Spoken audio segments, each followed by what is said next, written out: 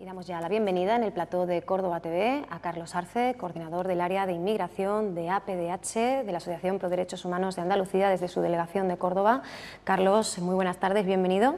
Hola, buenas tardes. Y muchas gracias por acompañarnos, abriendo así pues la larga ronda de entrevistas de Córdoba TV 2015-2016. Acabamos de empezar. Pues gracias a vosotros por invitarnos. Carlos, sin duda ha sido uno de los temas protagonistas del verano, de los últimos meses, y sin embargo estamos hablando de un asunto bien antiguo. Da la sensación de que es una novedad, pero en absoluto. Por desgracia, esa lacra, el que tantísimas personas sean refugiadas, desplazadas, forzadas a emigrar, a huir de sus países de origen, pues es algo con lo que vosotros lleváis trabajando durante años, durante décadas, según ese último informe del Alto Comisionado de las Naciones Unidas para los Refugiados. Nos dice que cada minuto que pasa son 30 las personas que se convierten, como poco, en desplazadas, ¿no? Un auténtico drama, una tragedia insostenible, ante la cual parece que desde Europa empieza a haber un cambio de actitud, pero nos preguntamos si estamos hablando de un viraje, aunque sea empujado por las circunstancias, o sencillamente, pues bueno, que han asumido el discurso al que se ven forzados. Bueno, digamos, empezando por lo que acaba de señalar, esto no es una novedad, o sea, incluso del conflicto del que más se habla, de Siria, un conflicto que lleva abierto desde el año 2011, pero ahí hablamos de un conflicto abierto. O sea, antes del 2011 había un régimen dictatorial que vulneraba sistemáticamente los derechos humanos a muchas de las capas de su población, pero como era un régimen que servía a determinados intereses, pues no se hablaba de nada. Siria era un país que parecía que era el paraíso de los derechos humanos, cuando para nada era así. Pero es que es eso el conflicto más mediático, y que por supuesto que en él se están dando situaciones de vulneración de derechos humanos horribles, tremendas, ¿no? O sea, más de 4 millones de personas sirias han tenido que salir de su país, pero es que en la República Democrática del Congo llevamos desde el año 94 con un conflicto abierto que ha sufrido diferentes etapas y que está expulsando población de una forma continua. Igualmente Mali, República Centroafricana, Libia, todos son conflictos abiertos que generan refugiados. Y como bien señalaba,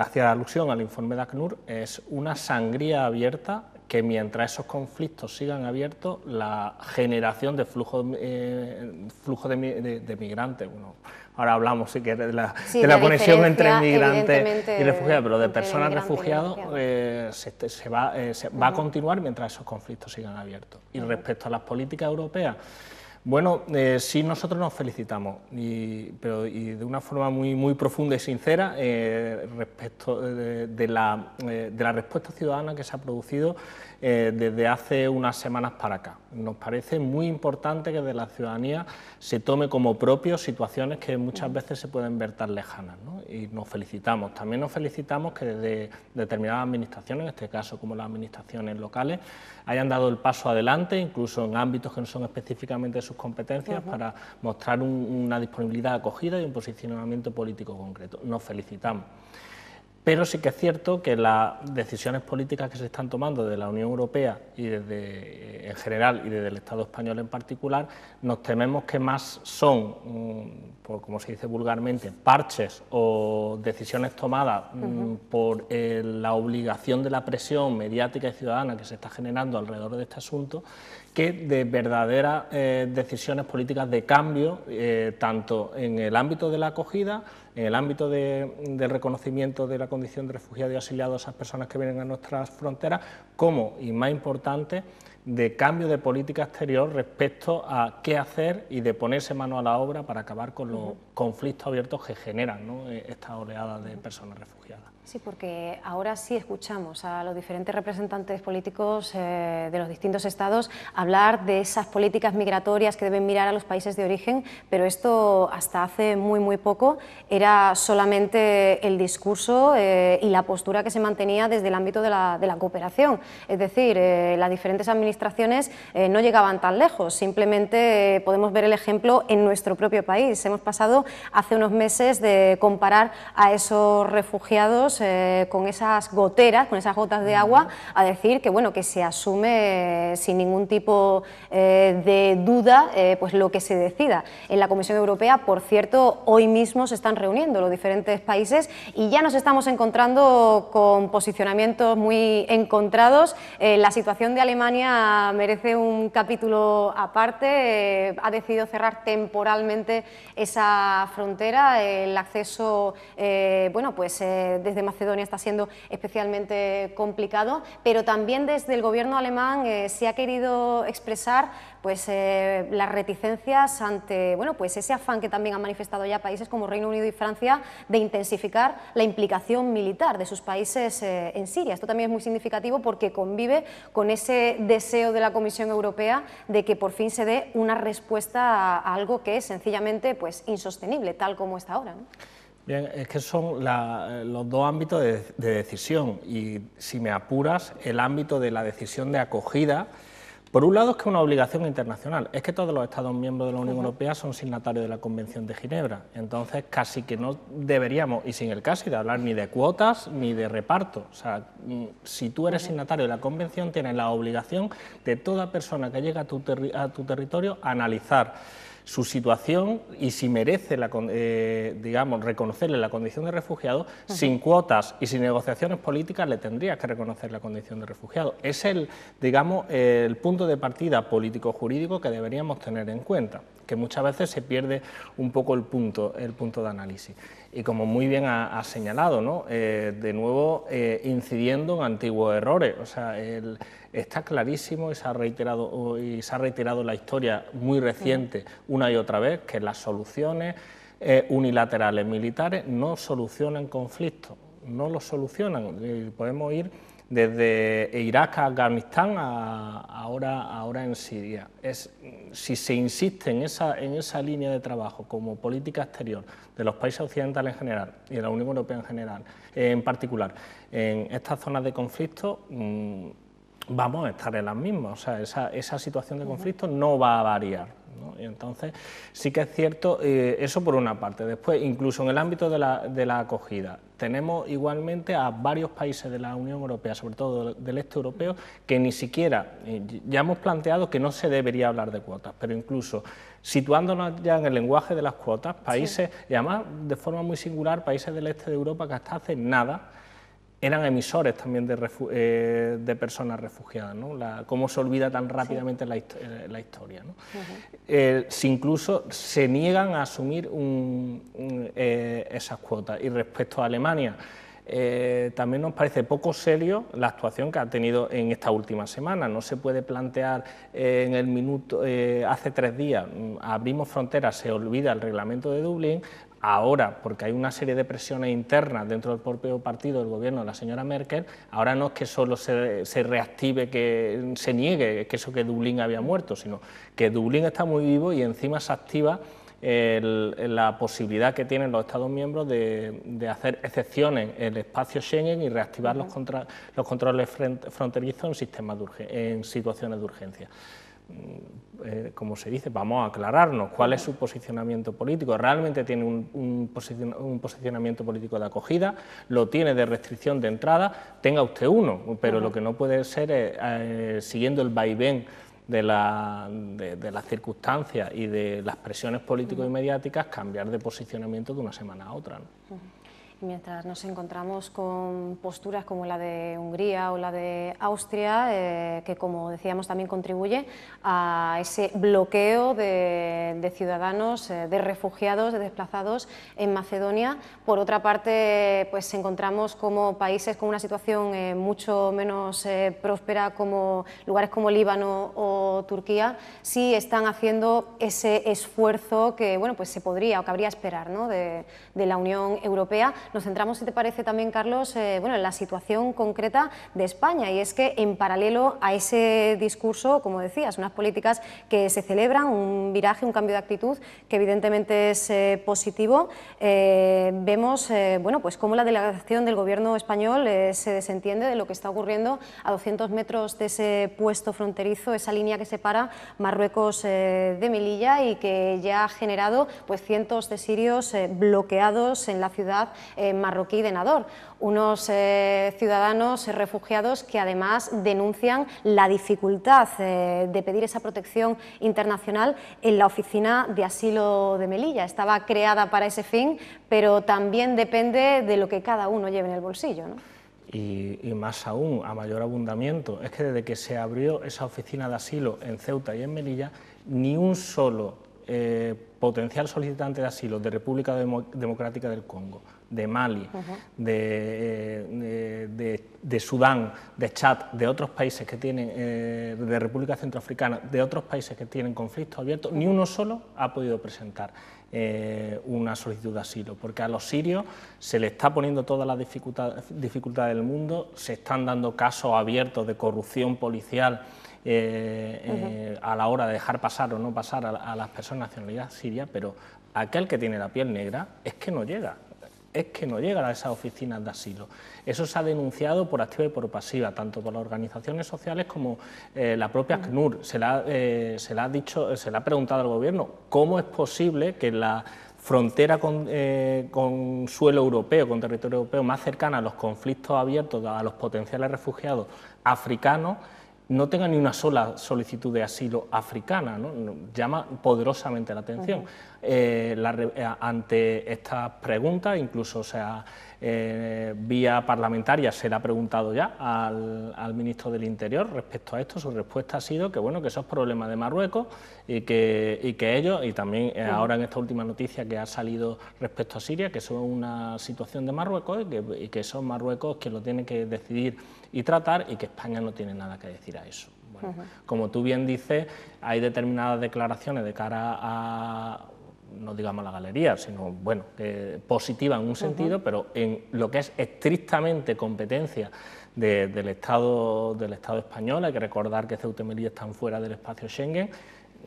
Bueno, ahí tenían una muy buena oportunidad para demostrar que la voluntad del Estado español de hacerse cargo de los solicitantes de asilo, de ese viraje en la política de asilo que parece que está vendiendo el Gobierno español, y desgraciadamente a los hechos nos remitimos. Parece que los hechos no se compadecen con esas declaraciones, ¿no?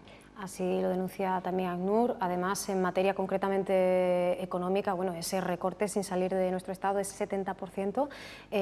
Las políticas y en el ámbito de la cooperación al desarrollo, pero también ACNUR dice que no llega ni la mitad de la ayuda comprometida, eso por un lado, y bueno, también sigue inquietando y mucho ya a nivel continental la lentitud con la que se van dando los pasos dentro de la Unión Europea.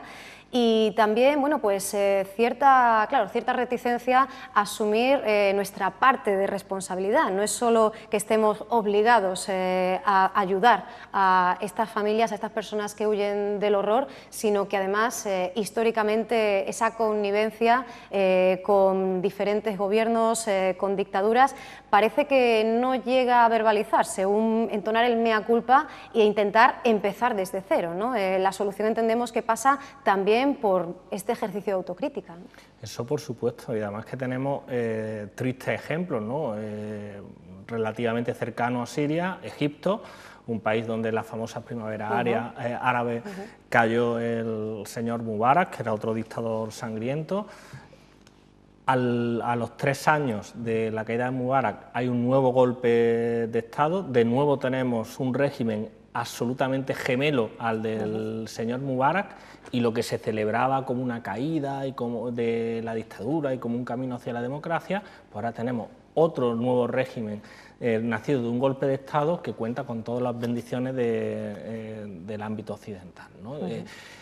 Aquí, respecto a lo que hablábamos desde el inicio, si no hay un cambio de actitud, de eso, de, como tú bien has dicho, de asumir responsabilidad político-histórica en los orígenes de estos conflictos, de estas situaciones de vulneraciones de derechos humanos que se dan en los países de origen de las personas refugiadas, pues la causa principal, el motor, el efecto expulsión de las personas refugiadas va a continuar, y eso es así.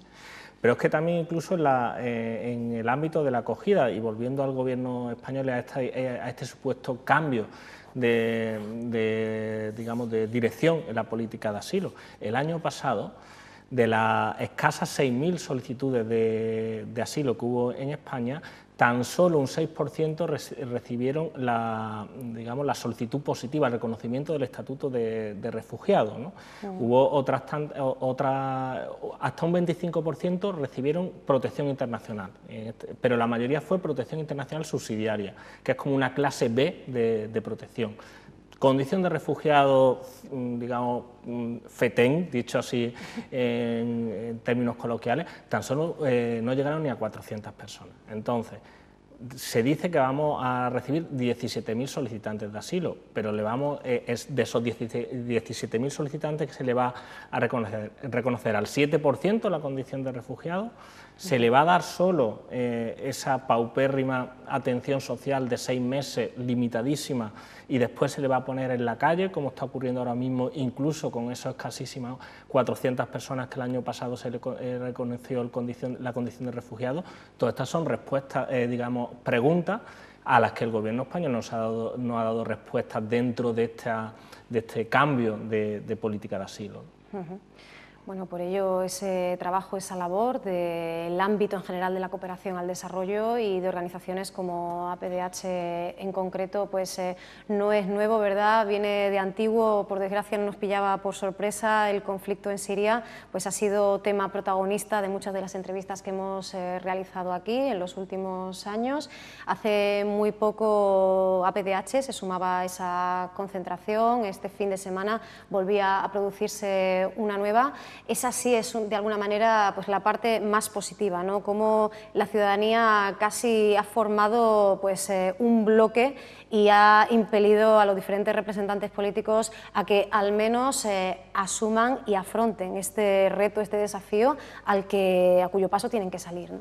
Para nosotros, como hemos dicho antes, es algo valiosísimo, o sea, esa concienciación casi espontánea que en gran medida ha habido desde la ciudadanía respecto a determinadas imágenes, ante determinadas situaciones que han considerado como, bueno, hasta aquí, ante esto se tiene que hacer algo, ¿no? Y eso nos parece valiosísimo y de hecho es gran parte de nuestro trabajo, ¿no? El intentar sembrar esa semilla de la sensibilización, de la concienciación ciudadana. Pero una vez que el motor de la acción está puesto en marcha, es muy importante que desde la ciudadanía se tome conciencia de eso, de las causas más profundas de las situaciones, o sea, pasar desde el impulso solidario.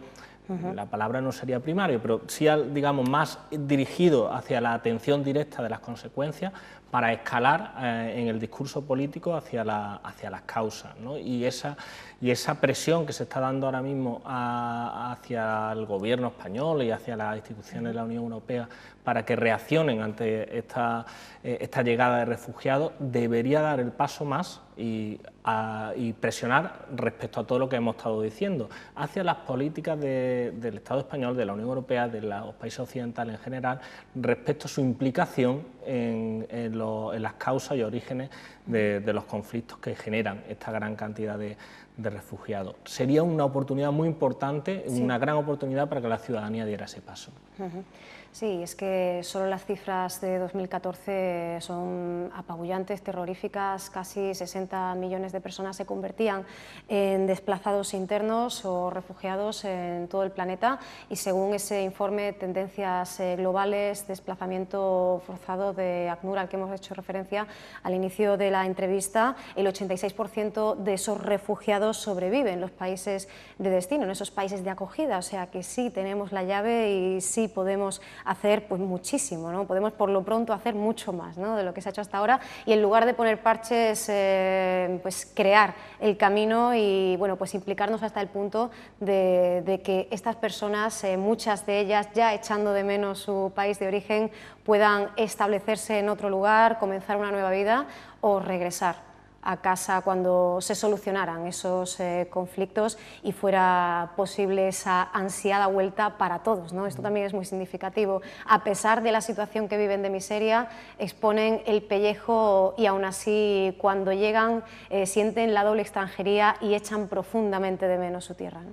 Por supuesto, en cuanto a lo primero que señalaba, es que es palmario. El Líbano, que es un país de 5 millones, no llega a 5 millones de habitantes, puesto 65 en el índice de desarrollo humano de Naciones Unidas, él solito está acogiendo a más de cerca de 1.300.000 sirios. El año pasado, toda la Unión Europea, con más de 500 millones de habitantes, con varias de las economías más pujantes del mundo entero, un poquito más de 300.000. O sea, no tiene sentido, o sea, no tiene sentido que andemos racaneando con cuotas de refugiados, y también que nos parece muy grave, y esto no está saliendo en el discurso. Se está poniendo como moneda de cambio, abrimos un poco la mano en el ámbito del refugio y asilo, y cerramos aún más la mano en las políticas migratorias hacia los llamados migrantes económicos, ¿no? No está saliendo en los primeros titulares que la moneda de cambio que se está ofreciendo a los países para acoger más refugiados es endurecer las políticas de lo que se llama lucha contra la inmigración irregular, o sea, más encierro, más detención, más expulsiones, más vulneración de derechos humanos en las fronteras para esos migrantes económicos, ¿no? Que tendríamos que ver... Sí, se está creando como una especie como de desplazados de primera y de segunda categoría. Exactamente, ¿no? Y entonces eso nos parece muy relevante el ponerlo encima de la mesa, ¿no? Porque si no podemos perder el enfoque a la hora de afrontar y abordar esta situación. Claro, es un problema global y además se exigen desde determinados analistas también, pues por fin abordar este complejo mosaico de personas que por unas razones o por otras se ven determinadas, obligadas a salir de sus países de origen. Y bueno, lo haremos, si nos lo permites, Carlos, contando con vosotros, con APDH. Si nos volvéis a visitar, hablaremos de todas esas medidas, propuestas que se han puesto encima de la mesa, por ejemplo, esa comisión de ayuda al refugiado que habla, bueno, pues de la posibilidad de esos visados humanitarios, también de esa otra lacra de quienes están traficando con ese necesario acceso de un lugar a otro, ese cruce de la frontera que muchas veces se convierte en una verdadera utopía. Carlos, muchísimas gracias por haber estado con nosotros. No nos olvidamos de que también hay muchísima actualidad por parte de la Asociación Pro Derechos Humanos de Andalucía, que a principios de verano conocíamos ese informe, acceso de la comunidad roma a los derechos sociales en Córdoba. Hablaremos, si te parece, de ello en breve. Ahora la actualidad nos ha obligado a poner este asunto para abrir además la temporada de Córdoba TV 2015-2016, pero bueno, en breve volveremos a encontrarnos si nos acompañas. Nosotros encantados de acudir a vuestra invitación siempre. Muchísimas gracias, Carlos. Gracias a vosotros.